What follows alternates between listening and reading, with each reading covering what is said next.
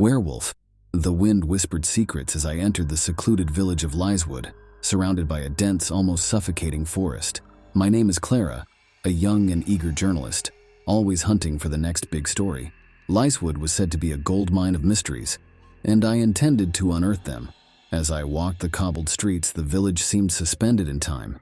Ancient stone houses with ivy crawling up their sides, dimly lit lanterns flickering in the early evening, and the distant sound of a blacksmith's hammer. It was picturesque, yet something felt amiss. The villagers went about their chores, but there was a palpable tension in the air. Their glances were fleeting, darting away the moment our eyes met, and their conversations hushed as I passed by. In the village square, children played, but their games lacked the usual joy and laughter. An old woman, her back hunched with age, hurriedly crossed herself when she saw me. Muttering words I couldn't grasp, I decided to seek lodging at the only inn in Lyswood. As I entered, the low murmur of conversation ceased abruptly. All eyes were on me, studying, assessing. The innkeeper, a stout man with a bushy beard, reluctantly handed me a key, his eyes warning me of things unsaid. That night, as I settled into my room, I could hear the distant howl of a wolf, echoing eerily through Lyswood. It sent a shiver down my spine, and in that moment, I knew that this village held secrets darker than I could have ever imagined. Morning light filtered through the gaps in the wooden blinds of my room. I decided to explore the village market, hoping to gather whispers and tales. As I wandered, a figure leaned against the shadow of a narrow alleyway. It was an old man, his skin tanned and weathered, eyes sharp as a hawk's. His gaze seemed to pierce right through me. He introduced himself as Elias, the village's eldest hunter. With a voice raspy from age and perhaps countless cigarettes, Elias began to share his tale. "You're not the first outsider to come to Lyswood, Clara," he began, a hint of melancholy in his tone. "Many arrive drawn by the allure of the village's mystery, but few ever truly understand the darkness that dwells here." He leaned in closer, ensuring no other ears were privy to his words. "Centuries ago, Lyswood was cursed," he whispered. "Every full moon, one villager transforms into a creature of the night, a werewolf. They become a beast with insatiable hunger and uncontrollable rage." I scoffed, thinking it was just a tale to scare off nosy journalists like me. But Elias's face held a gravity I couldn't ignore. "I've seen it with my own eyes," he continued. "Friends, family, turned into monsters, and once transformed, there's no going back." He handed me a small silver pendant, shaped like a crescent moon. "Stay indoors during the full moon," he warned, "and if you value your life, wear this always." Elias then faded back into the shadows of the alleyway, leaving me with more questions than answers and a growing unease about the night ahead. The evening sun set Lyswood aglow, casting long shadows that played tricks on the eye. As night approached, the village grew eerily quiet. The warnings of Elias weighed heavily on my mind, yet the journalist in me was hungry for the truth. The silver pendant he had given me felt cool against my skin, a reminder of the dangers lurking. With my camera in hand, I decided to venture into the forest. The dense canopy above allowed only faint moonlight to seep through, creating a tapestry of light and shadow on the forest floor. Every rustle of the leaves, every distant hoot of an owl, sent my heart racing. But this was my chance for a groundbreaking story, a chance that many wouldn't dare to take. Deeper into the woods, I discovered a small clearing. The grass seemed unnaturally flattened, and in the center stood a large, ancient stone, bathed in the moon's glow. I set up my camera, positioning it to capture the entirety of the clearing. Hours seemed to pass. The cold began to nip at my fingers, and doubt started to creep in. Had Elias merely shared a tale, a ruse to keep outsiders at bay? But then I heard it, a distant, agonized scream, gradually morphing into a guttural growl. From the edge of the clearing, a figure stumbled in. I watched in horror and fascination as the villagers' form twisted and contorted, their bones cracking and reshaping. I held my breath, capturing the transformation frame by frame.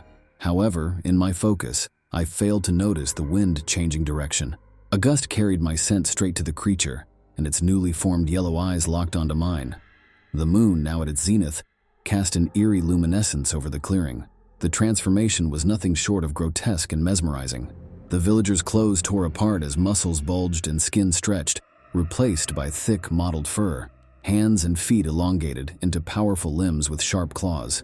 The face, once familiar, morphed into a snout, teeth protruding in a snarl. The air grew thick with tension as the metamorphosis reached its climax. The creature, now fully a werewolf, let out a heart-rending howl that echoed through the forest, a cry of pain, fury, and primal energy. It was both terrifying and oddly mournful.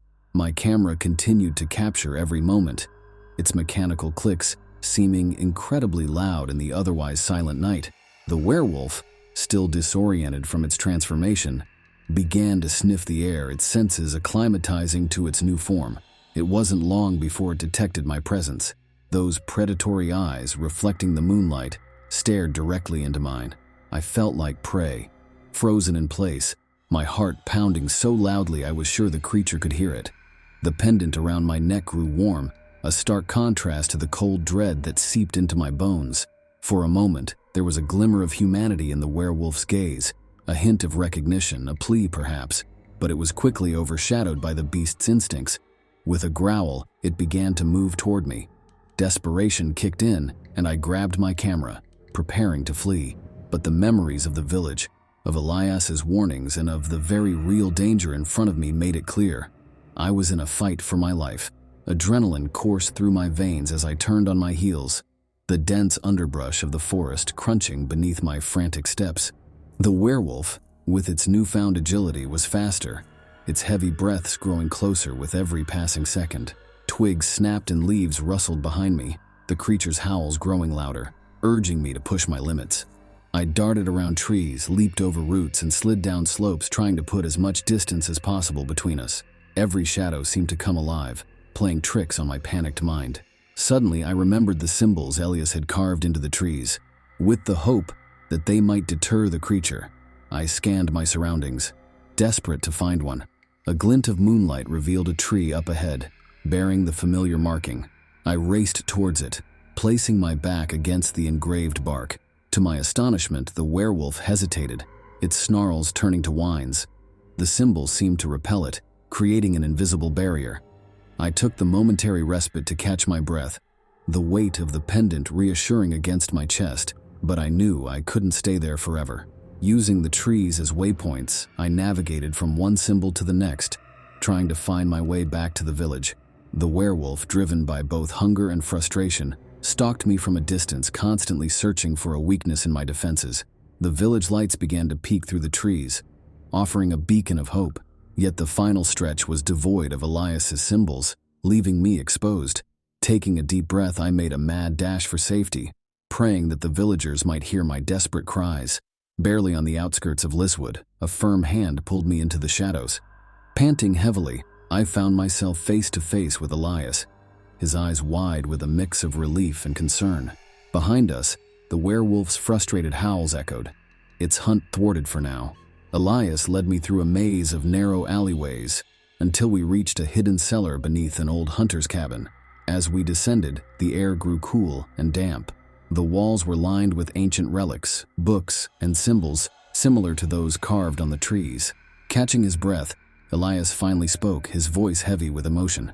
"I never wished for you to witness the terror of Lyswood firsthand," he began. "But there's more to the story than even I shared." He hesitated, then rolled up his sleeve, revealing a scar in the shape of a crescent moon. "Years ago, I too was cursed," he confessed.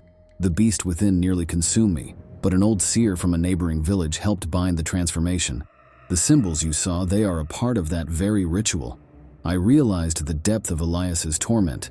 He was forever trapped in a liminal space, neither fully human nor beast. "The pendant I gave you," he continued, "contains a fragment of that same ritual, a temporary shield against the creature's wrath." His eyes met mine, filled with decades of pain and solitude. "I've been trying to find a cure, not just for myself, but for all of Lyswood. But time is running out." The weight of his revelation hung in the air.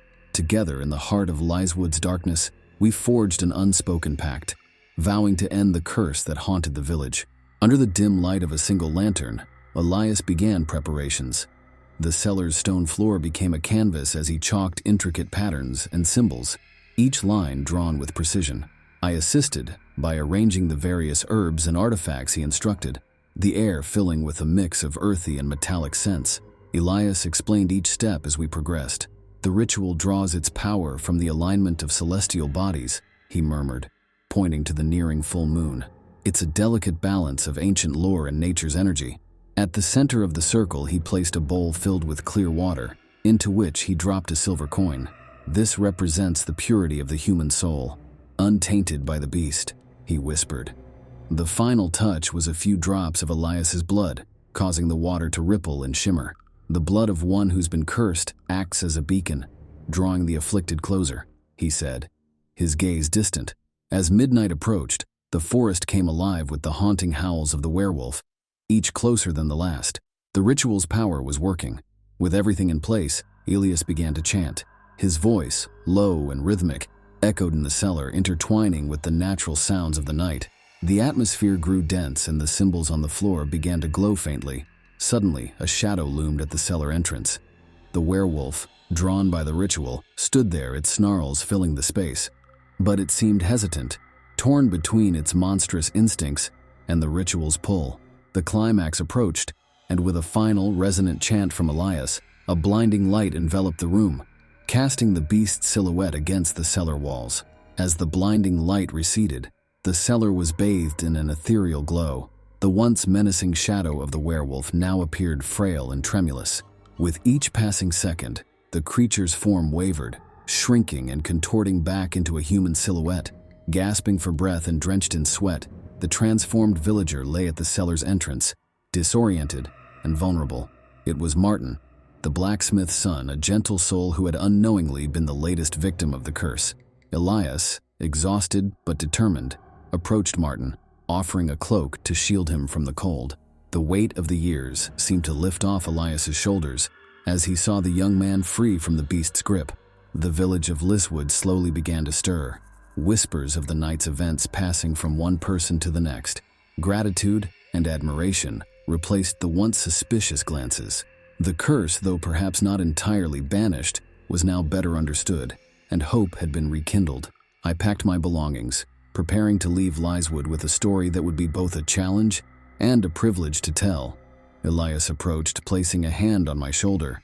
"Remember, Clara," he said, his eyes reflecting the wisdom of many years. "Sometimes the most terrifying stories have the most human of hearts." With a newfound respect for the mysteries of the world, I left Lyswood, the silver pendant still around my neck, a reminder of the thin line between humanity and the unknown. And as the village faded into the horizon, I couldn't help but wonder how many more Lyswoods there were, waiting to share their tales. Don't forget to like the video and subscribe to the channel for more videos. Write in the comments what you think about this story.